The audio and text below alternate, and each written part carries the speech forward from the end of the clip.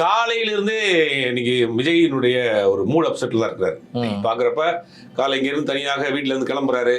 அப்புறம் சென்னையில இருந்து ஒரு தனி விமானத்துல கோயம்புத்தூர் போறாரு. கோயம்புத்தூர் ஏர்போர்ட்ல மக்கள் திரண்டு நிக்கிறாங்க.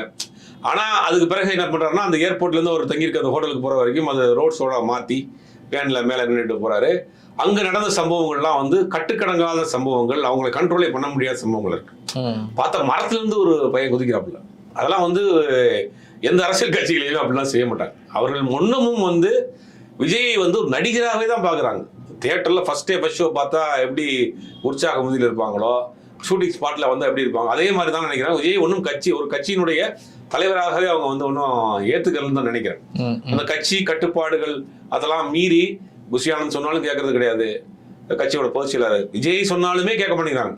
விஜயே மேடையில் அங்கே நிற்காதீங்க, வயர் போகுது, ஏசி வயர் இருக்கு, அங்கே நிற்காது கெஞ்சி கூத்தாடுறாப்புல. எப்படியாவது விஜயை பார்த்து ஒரு ஃபோட்டோ எடுத்துடணும், ஒரு ரீல்ஸ் எடுத்துடணும், அதை நீங்க ஒன்று போட்டுடணுங்கிற உயரிய நோக்கத்தோட தான் இருக்காங்களோ ஒழிய பெருசா அவர்களுக்கு அரசியல் புரிதலோ இல்லை. பட் அவர்களை அரசியல் படித்து இருக்கணும் விஜய்.